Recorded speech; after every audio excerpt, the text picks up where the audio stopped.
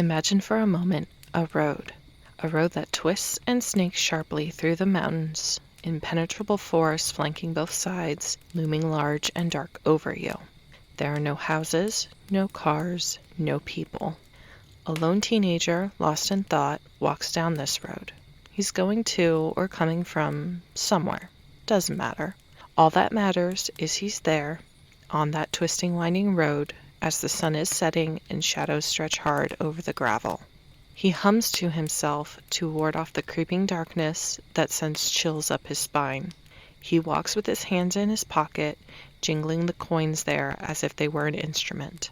Humming and walking and jingling, near a sharp turn with the dense forest that absorbs all light and sound, a coin escapes his clothing and drops, clattering to the ground.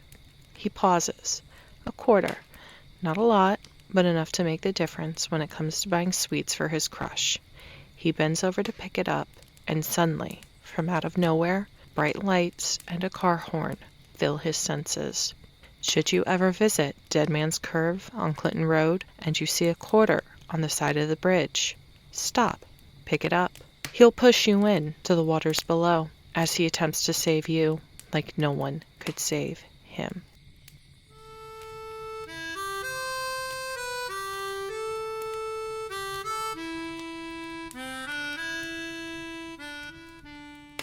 Welcome back to A&A's Tall Tales. I'm Amanda. And I'm Andrea. And we are talking about Clinton Road in West Milford, New Jersey today. This is a road that has many legends, and oh my goodness, there's so much to cover. So much to cover, and I mean, we should know it by now. Yeah, we should. This is our third time recording, because the first time we were just kind of hodgepodge throwing information out and it wasn't cohesive, and then the second time we had issues with the files getting corrupted and sound quality, so we're recording it for a third time and hoping that this sticks. Hopefully it does, because I'm beginning to think this whole episode is cursed. I mean, we can call it the cursed episode of Clinton Road. I don't want to jinx it on top of cursing it. It's not clickbait, I promise. Oh, it's like our tech issues with you talking about spooky stuff. Mm-hmm. So I guess cross your fingers and hope this works. We're going to start in. So for those who don't know, Clinton Road is a 10-mile stretch of rural road near the New York border in New Jersey. There's lots of trees and old forests, lots of hiking and picnic areas. People swim and fish and boat out there. There's lots of hiking trails, like lots of hiking trails. A shocking amount of hiking trails. I can't believe for an area in a road that is so well known for all of its haunted tales, how much of that area is recreational, like public recreation land. The entire thing, almost. And there's so many waterways and ponds, and the reservoir has a marina and everything. So, I mean, you can almost, from what the map looks like, you could practically kayak the entire length of the road. Mm-hmm. Just about. That's cool. And it is, I haven't actually been out there myself, but from pictures, it is gorgeous and not at all what you think when you think of the most haunted road in America. Not at all. It looks like it's all huge, mature, old forest. Perfect for pictures and just a scenic drive. Yep. So this road is also famous for something other than ghosts. It is famous because it is the longest light in the U.S. So the red lights at the 23 Clinton Road interchange, which 23 is one of the highways it crosses, the red lights are 5 minutes long. And it actually crosses 23 twice, right? Mm-hmm. So I think combined, it's 5 minutes. But then combined, the green lights are only 20 to 30 seconds. So you're sitting there for a combined 5 minutes, 20 to 30 seconds of green light combined. It's only like 2 or 3 cars of green light, you guys. That's not a lot of time. Not at all. That would be frustrating. Yeah, come from the north end, not the south end, which is the 23 end. Or do the long lights at the Mm-hmm. beginning so you can escape quickly after getting haunted. Yeah, I'm not sitting through a 5 minute red light. I'm sorry. It's not happening.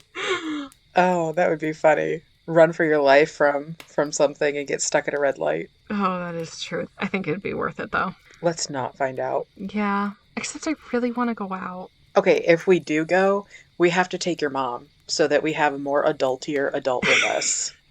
Okay, we can do that. So the intro story was probably one of the more well known, and I say that with quotation marks, stories. It is the story of the Ghost Boy, and supposedly on Dead Man's Curve there is a bridge. Is a bridge like directly on Dead Man's Curve, but then there's another one a little bit further north, and no one's quite sure which bridge it is, but it's the bridge on Dead Man's Curve. So it's the one that's actually on the curve, is the one that people usually talk about when they talk about this. And Dead Man's Curve it's an extremely curvy curve. It's a very curvy curve. So what happened was this boy, the legend I said in the beginning was he was picking up a coin and got run over by a car. Mm. But there's also he got pushed in and broke his neck. He was swimming in the brook and drowned. There's a couple things that happened to this poor boy. I also had found a version of it that talked about him riding his bike up the road with his dog. And when the truck hit him, it threw him into the water where he hit his head and drowned. And the dog dragged him out of the water and stood guard over him when his body was found. The dog was so aggressively protecting his dead owner that the police ended up having to shoot the dog.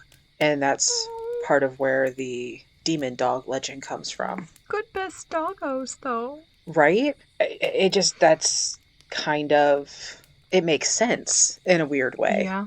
With the legend. That version that I found talked about the dog was a very large Doberman Cane Corso type dog. Yeah, and there are legends of a demon dog on this road, which we will get to. The legends with the Ghost Boy. There are things you can do to trigger interactions with him. Most of them involve, well, all of them involve throwing coins off the bridge into the water. So it's either a penny or a quarter, depending upon who you listen to. And if you throw a coin into the water, the coin will get thrown back at you. You will get pushed in. The coin will do like a double skip, so you'll throw it in and it'll plop in the water, and then a couple seconds later it'll plop again like a ghost coin was thrown in. Or if you throw the coin in, you'll find it in the middle of the road the next day. Ooh. So there's a couple different scenarios with this. I will say that the one absolutely hilarious thing I found, which is something I would totally do, Oh no. is because people do throw coins off this bridge, and a penny or a quarter here and there isn't a lot, but when you have hundreds, thousands of people visiting this bridge over the course of a year, that's a lot of change. So local teens supposedly go down at night to gather the coins that are thrown in. And if they happen to be there while you visit, they'll hide under the bridge and then just throw coins back at you. Oh my goodness. You would do that. It made me laugh because that is something I would do. I would just hang out at this bridge and throw coins at people. You would go specifically to wait for somebody to throw a coin in so you could chuck something at them. I would. I'd go with you. Yes, let's do this. This Ghost Boy legend takes place once again on Dead Man's Curve, but Dead Man's Curve is aptly named. It is an extremely dangerous right-hand turn that just kind of comes out of nowhere, and there have been several deaths on this turn. So one that I found was a man actually wound up hitting the bridge, flipping his car over, and then his car landed upside down in the brook, crushed him, and then he drowned. Ooh. So when I say this is a very dangerous right-hand turn, it is a very dangerous, like, right-hand turn. Or left-hand, depending upon which direction you're coming. Yeah. To the point where people had been rallying for decades to get this curve fixed. And they did finally fix it in 2016. So I'm guessing what I'm looking at on Google Maps here is the fixed version. Mm-hmm. And if that's the case, it's still very sharp. Yeah, so we'll put a map up with the post and present because I was able to find a historic satellite image from 2016 where you can kind of see the trees that have been cut out where they haven't grown back in from where the original road was, and it's pretty severe. So we'll have that posted on the website, so feel free to check that out because it's one heck of a curve. So aptly named. Aptly named. And then another legend. We're not even halfway done, guys. There are so many legends. A place kind of near Dead Man's Curve is called the Clinton Furnace. And supposedly it is a druid gathering site and used for occult rituals.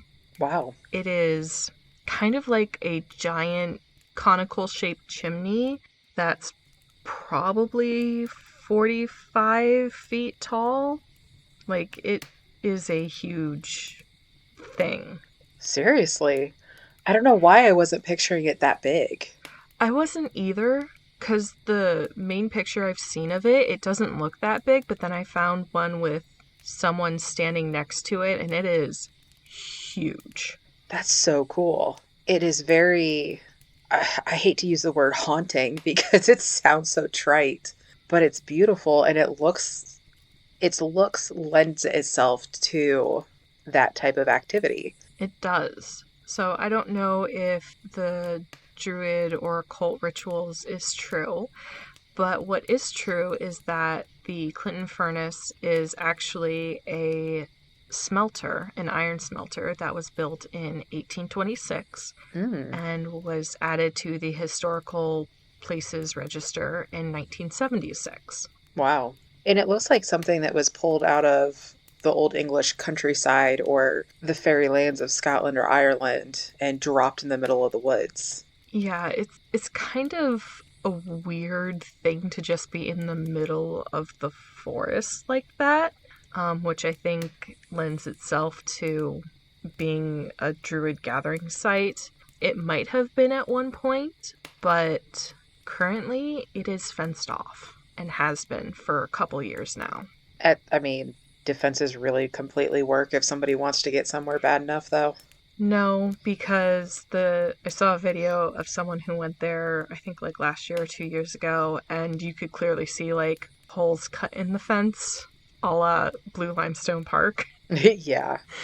Yeah. So the fences don't work, but there are clearly signs that say no trespassing on it, so please be respectful and abide laws. Not to mention, it's a historical site and it's really cool. It should not be.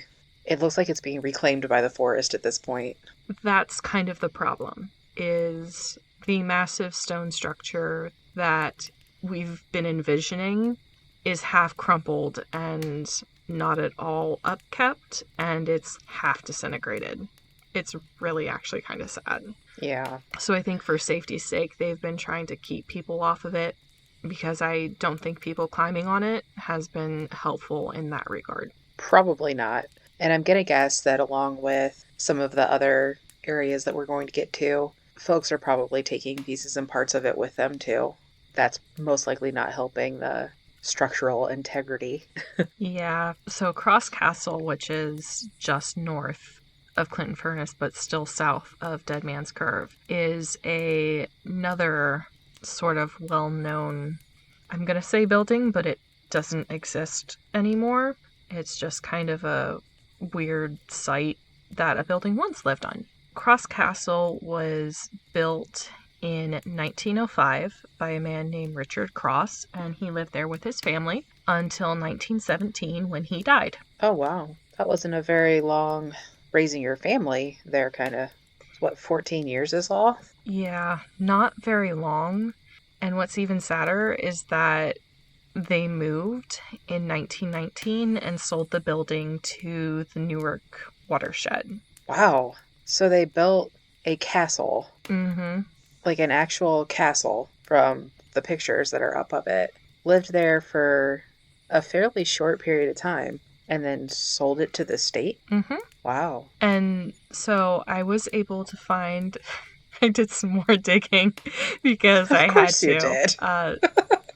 So the estimated building cost at the time was $1.5 million. Holy crap. Today's money, it's just over $45 million to build a similar estate. What? And I'm going to say estate because this castle was on, I think it was 77 acres. Wow. There was the main house. So apparently Hanks Pond is man-made and was built when the castle was built. Oh, okay. So they have a main house, a boathouse. They built themselves a pond. They had tennis court, a guest cottage, an ice house, a carriage house, a farmhouse with horse and cattle barns. Wow. The main house had 40 bedrooms, its own private gas plant for lighting, hot and cold running water in 1905. Oh, wow. That's... What in the world were they doing out there? It's gorgeous out there. Why wouldn't you be out there? I mean, $45 million castle. Yep. I guess it definitely needed its own moat. But wow. Yes, it did. So the information I found on that kind of helped with the one issue I have been having with this stupid castle. Uh-oh. There was a fire in this castle. Oh, it was stone. I have heard the 1950s. I have heard the 1940s. I have heard the 1920s. I have heard that it was deliberately burnt by the Newark watershed people. I have heard that only some of the access buildings, like the boathouse, the tennis courts, that sort of stuff, were burnt down. And then I have heard that only the wooden structure of the main house was burnt. Wow. So I have no idea, and I can't find anything specific because everybody has something different to say about when this fire occurred, if they say a date or a year at all. So it's been driving me nuts, and I have no idea why. That almost makes you wonder if there was more than one incident with fire. To have that wide of a span of years, and then for nobody to really be able to pin it down. Yeah.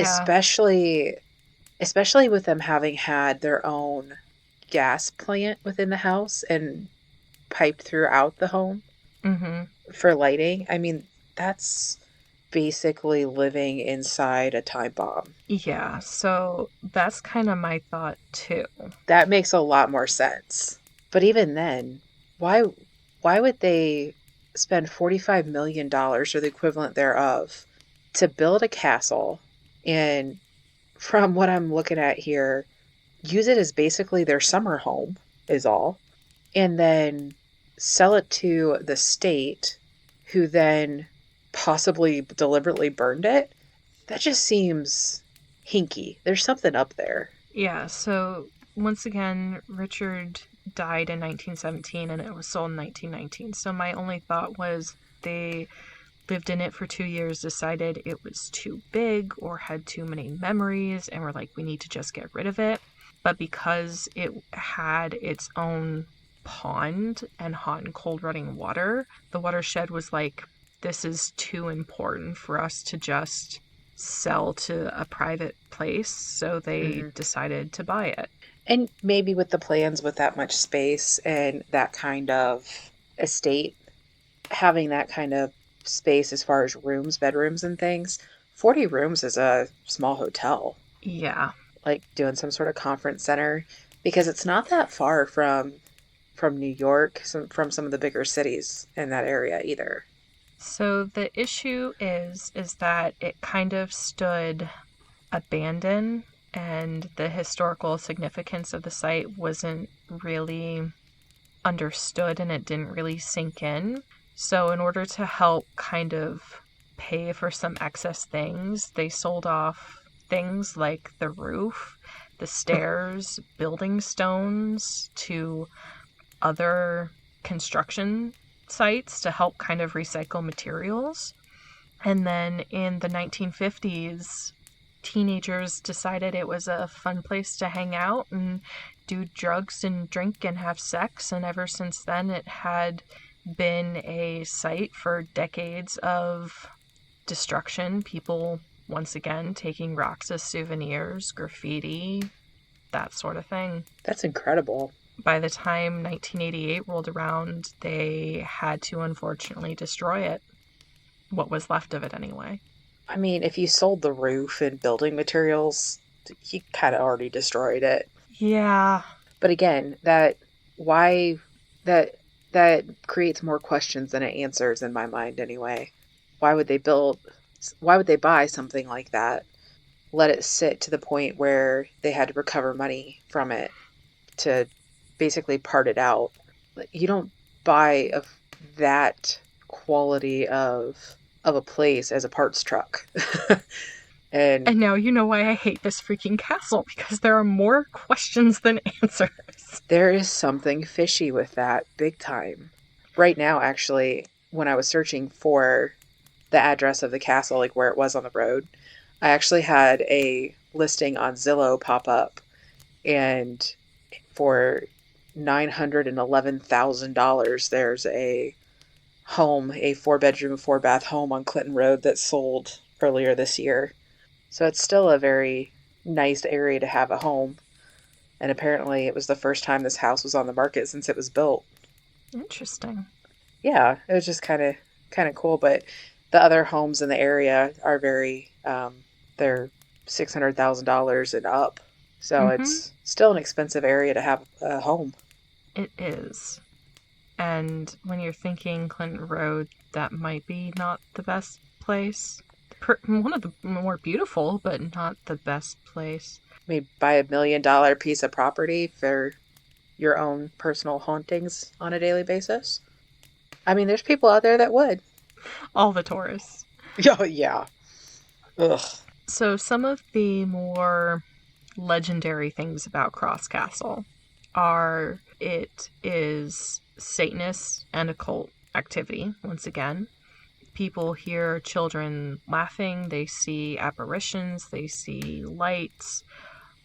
Supposedly people who have visited, who have never had seizures before, wind up having a seizure and then never having another one. Oof. Weird stuff like that. Also, supposedly escaped lunatics used to reside there. There have been sightings of the Jackson Whites, which, if no one knows who they are, that might need to be another episode because, oh my goodness, I'm not getting into that right now. I have no idea what those are. Oh, okay, it needs to be another episode. I will add that to the list. Okay. And then the most fun one, which I'm going to say this with an asterisk, is the KKK. In New Jersey? Supposedly hold rallies there. What? Yes, the KKK. What in the world are they doing in New Jersey? I don't know. What are they doing in general is the real question. Well, yeah, but that just seems out of character. I mean, they're not known for northern connections. Not really. You don't get a ton more north than New Jersey. Yeah, and I guess people can be dumb everywhere. That is true. The reason I put the asterisk on this as being a fun one is because this is one of the most ridiculous tales I've ever heard. Are you ready? I think so. There is a rumor, although I don't know how well known or widely believed it is, because, oh my goodness. Every year, on October 31st, the KKK will sacrifice a goat and Cross Castle will rebuild itself. What? I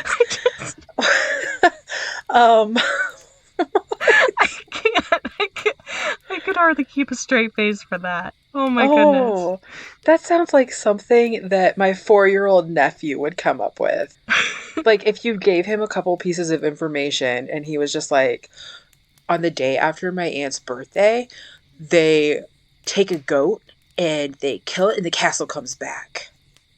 That's what that sounds like. Something that a toddler would come up with. It does. And I don't know if it was just this person pulling something out of their head out of nowhere, or if it's something people like have actually spread around, but oh my goodness. Even more bizarre is what if there was some truth to it? Oh no. Like who tried that first? Like who thought I'm gonna take a goat out here and kill it and just see what happens? And the castle's like, oh, I'll just come back. Okay, I'm not into animal sacrifice, but I really kind of want to see a ghost castle. I'm not gonna lie. I mean, if you use the goat, it wouldn't really be waste not, want not. That is true. We could eat it. Yeah, goat stew on a haunted road. That doesn't We're sound not allowed to go appetizing. to Clinton Road, Andrea. We get in No. too much trouble. Let's not do that. This is why we would have to take your mom with us. Yes, because she would be the more adulty adult and be like, no, you guys can't kill a goat and then make goat stew and eat it just to see if the castle will rebuild itself. Come on now. We would have to have somebody there to mom us. Yes, we would. Oh, that's a good one.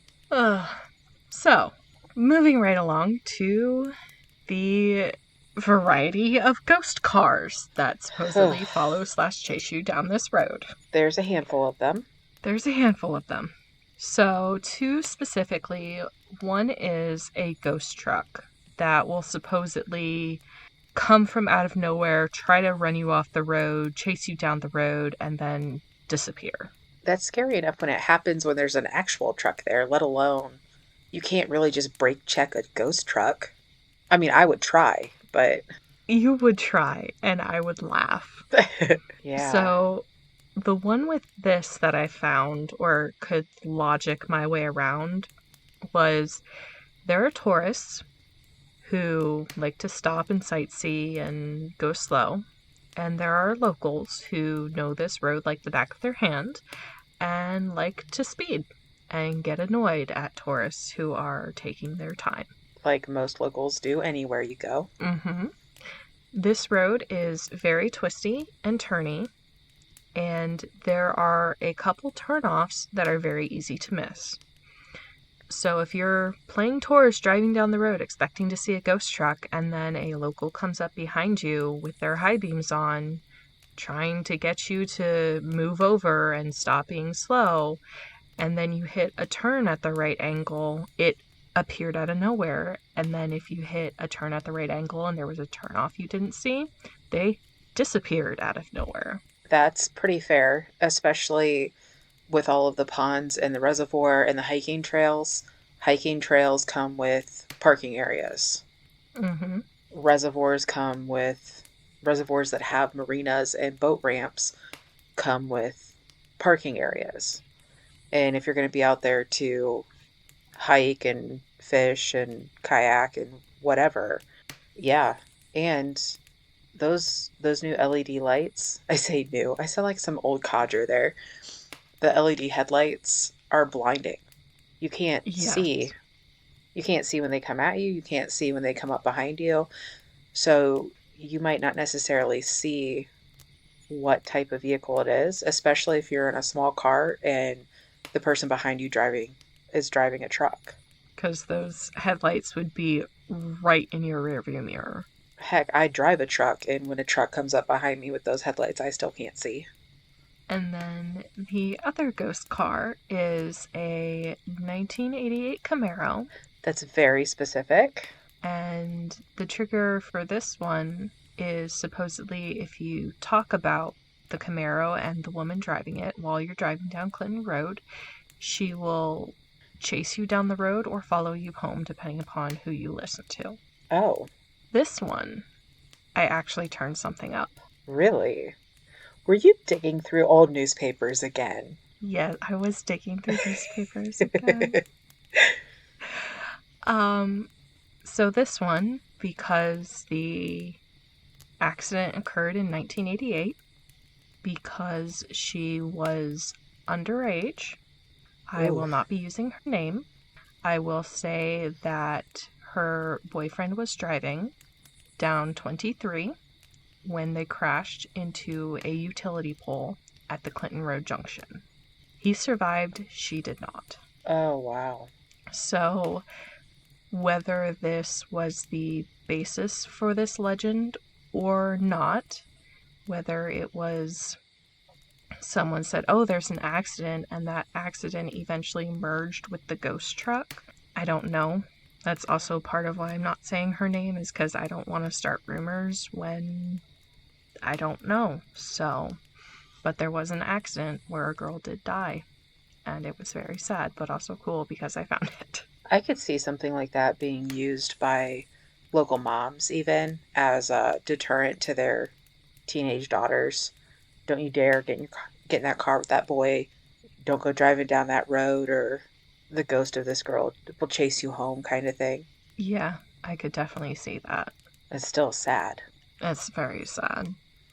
Moving on to something a little lighter, because I have to intersperse humor with depression, because that's my MO. I found a kind of cool light-ish something that pertains to the ghost truck-ish. It's almost more time slippy. There was a short blip written by a gentleman on one of these blog sites that he had a personal experience on Clinton Road. And apparently he had driven through there several different times, described the road, that it's very narrow. There's lots of old forest, huge trees that come right up to the edge of the road. There's not a lot of shoulder. The road itself has not been well maintained in a lot of areas. And up until recently, apparently there was large sections of the road that were still gravel even. Mm-hmm. So he was driving down the road with a friend in the middle of the day in the summer, and at that point it was very poorly maintained with large potholes. Took his eyes off the road and hit a pothole and flat tire. Oh no. Middle of the day, summer, they weren't that concerned from what he wrote, but he had a full-size spare, just no jack. So they were trying to figure out what to do, trying to get, if they needed to walk and get help, if somebody would come by, when an old black pickup truck pulled up behind them. They were a little nervous, but a couple of guys got out of the truck, asked if they were okay. But the strange thing was, the truck was in really good shape for its age, and the men that got out of it, their clothes were straight out of the 60s. And they were very friendly, helpful. They helped him jack up the car, change the tire, offered to drive him back to the gas station on 23. So they followed him all the way to the gas station. And the guy that the old truck helped turned around, and that truck was gone. The guys were gone. So he didn't think much of it, other than he was really hoping to thank him for their kindness and, maybe offer to buy them, put some gas in their truck or something. So he went inside and asked the attendant if they had ever seen that truck, if they saw the truck leave, or if maybe they knew these guys, so he could just thank them for stopping and helping. Because in this day and age, not everybody's going to do that. Yeah. And the attendant apparently gave him a really strange look. And there was nobody else in the parking lot. There was nobody else in the gas station. And was like, there wasn't a truck with you. What are you talking about? Oh no. Yeah. So that's about all there was to the story. But I thought that was kind of cool. What was it? What did they experience? Yeah. Was it a combination of a ghost story? Was it a glitch in the Matrix? But it was just kind of cool. And now, after hearing everything about Clinton Road, makes sense that, it would be weirder if there wasn't some sort of glitch in the Matrix out there. Yeah, just a little bit. That one's good. I like that one. Yeah. But this one is, so supposedly, and whether it was one person said it and it spread to multiple sources, or multiple people have come across this, if you find a piece of furniture, usually a couch, or an animal, dead or alive, usually a cow or a dog, in the middle of Clinton Road, do not get out of your car and check it out. If you do, you will get ambushed and eaten by cannibals. What? Yeah, that's right. You heard me. Cannibals. Um, Like the people who eat people. what is up with this road? I don't know. Like, there's just, why would there be I could see it. No, I couldn't. There's not even houses around. Why would there be furniture in the middle of the road? Well, that's the thing is you have to check it out because why is there a couch in the middle of this road? I have to check this out. Also, it's blocking the road and there's not really any places to turn around, so you kind of have to either get out and move it or attempt to do like a 10,000 point turn. I don't know. Y'all have not read enough of these books that give you any kind of self awareness or don't get out of your truck. That's rule number one. I mean, obviously, but just how did this even come around? Like, did someone escape from the cannibals? Did someone get Yeah. their arm chopped off and eaten? Like, how? Like you just show up at the hospital and I need stitches. Y'all need to fix me up. I got bitten. Somebody took a chunk out of me after I checked out this couch in the middle of Clinton Road. There's cannibals out there. I feel like someone had one too many and just made up a story and then it went because it's Glen Road. And we're still not done, you guys. I think we're about halfway done by now. Yeah, so we have so far coin throwing ghosts, Mm-hmm. ghost trucks, Mm-hmm. druids, Mm-hmm. the KKK, Mm-hmm. cannibals. Mm-hmm. Ugh. How do you like the Mafia? 0 out of 5 stars. Because they're part of this too. Of course they are. Well, one, because it's New Jersey, and two, because a man was found, or a body was found on Clinton Road by a cyclist, and eventually it came up that he was killed by a mafioso named Richard Kuklinski. No. Honestly, though, in a secluded road not far from some of the big cities in New Jersey and New York, maybe the mafia is the most normal thing that you could think of on this road. They honestly probably are. And as long as you don't mess with them, you're fine. So, like, also the least scary. Yeah. So, for all of my true crime lovers out there, because I am basic like that, Richard Kuklinski was also known as the Iceman because he would freeze his victims before dumping their bodies so that no time of death could be determined. Because why not? Yeah, I mean, it's kind of smart if you think about it. It's kind of smart, but what is wrong with people? I don't know. I also found more details about this one, if you're ready. I'm ready for anything at this point. You're not going to surprise me again. So I ironed out all of the newspaper articles that I had mentioned in the second recording. Uh-huh. I ironed it all out. So Okay. what would happen is Richard Kuklinski would set up deals with people. So, like, you bring me $95,000, I'll get you a pound of Coke kind of thing. Wow. And the people would show up with the money, and this guy would kill them and take their money and keep his product. Devious. Wow. So that was one of his MOs. The other one was he was a part of a burglary ring. So he would break into people's houses. The man that was found on Clinton Road helped Kuklinski kill his roommate by putting cyanide on his burger, then strangling him. Dude, if you would have just waited a little bit, you wouldn't have had to strangle anybody. Right? And if he was making that kind of money, why did he have a roommate? I don't know. Sorry.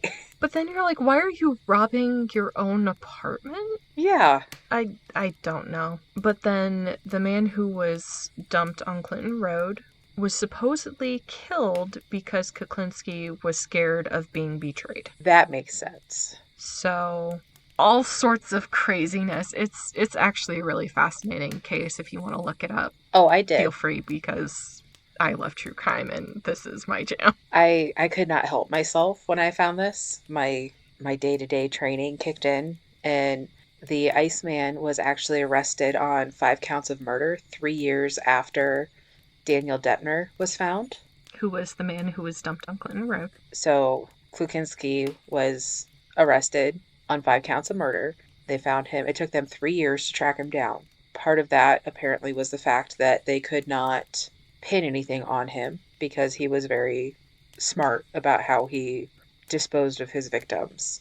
Apparently, at one point, he admitted to killing over a dozen people in some of these racketeering schemes and as cleanup for the mob.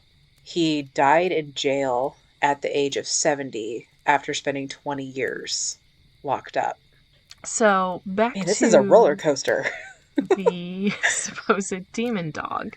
There was a zoo called Jungle Habitat Wait, that operated for, I think it was like 4 years in the 1970s. of course there was a zoo. Yeah, there was a zoo. It wasn't on Clinton Road, but it's near enough that like they share some tree lines. So during operation, a couple animals escaped, including monkeys and kangaroos.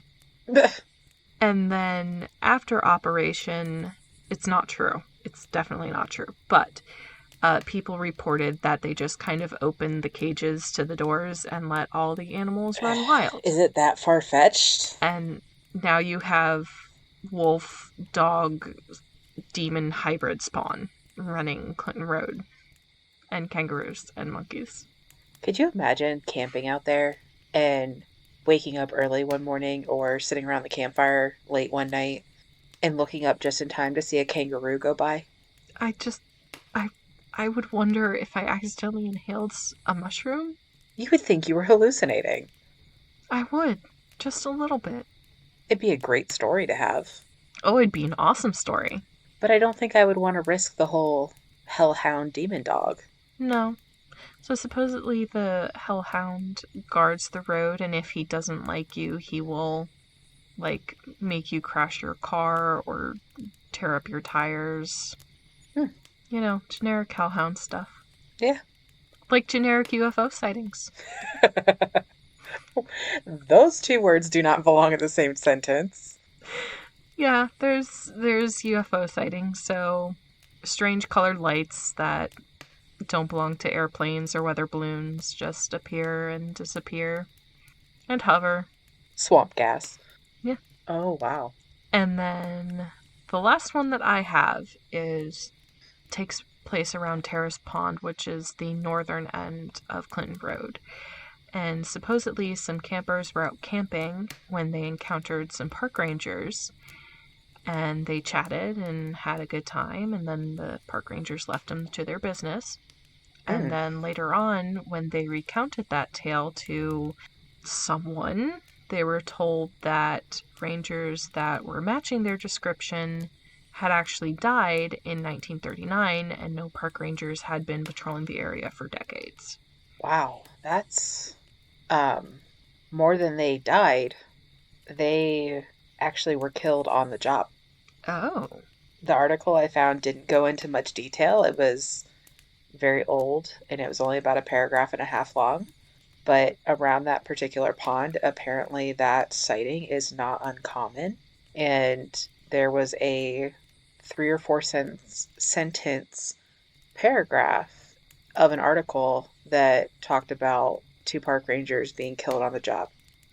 No idea by what or how, but that kind of explains why they're still working. Yeah. I mean, you found more on that than I did, so congratulations. Well, my other best friend works in that industry, and it kind of caught my attention big time. Yeah, just a little bit. Yeah. So there was a story I found of a boy and a girl driving down Clinton Road, and they ran out of gas. Apparently this was late at night. No idea what they were doing there, and I got the impression that it was a young boy and girl, young teenagers. They ran out of gas and began walking. They never made it home. The next morning, the boy was found dead, hanging from a tree. There was no mention of what happened to the girl. The UFOs got her. Or the cannibals. I don't even want to think about cannibal aliens. Then they wouldn't be cannibals. They would just be carnivores. Yeah. Yeah, there wasn't much about it, but it was a story that I found on a couple of different sources, and there was no mention on anything of what happened to the girl. So that is Clinton Road. Wow. That is Clinton Road hopefully at least 80% of Clinton Road in a very large nutshell. We tried, you guys. Once again, this is the third time recording this episode, so we tried to keep it interesting. I'm not trying again. Third time's the charm. If this is if bad, this doesn't work, we're done. It's just the topic, and we're moving on. Yep. Speaking of moving on, we've actually already recorded episode 7. Which I'm super excited about. So we did an episode on a local steel mill here in Mansfield, and it is a lot of fun. There's some really cool stories from out that way. If any of you guys have experiences or stories that go along with any of the steel plants or mills, not just in Ohio, it's not too late. Shoot us an email. If you have experiences with Clinton Road, definitely shoot us an email. We would love to hear it. Yes, please. Or anything. It doesn't have to be any of those topics. Anything spooky you have experienced, local legends, stories, far-fetched. The weird and wonderful, if you please. Okay, guys. Anyway. Before we get too crazy, send us stories. Let us know how you're enjoying everything. Give us some topics to cover.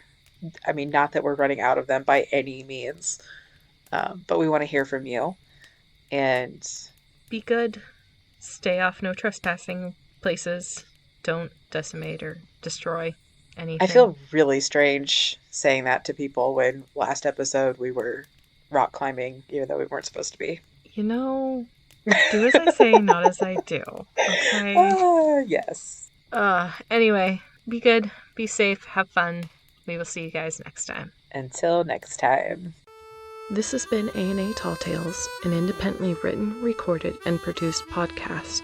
Our intro sounds are Crackling Fireplace by Julius H. and Nightwoods by Widget Studios. Our intro song is Harmonica Solo by Julius H. This podcast is intended for entertainment purposes only.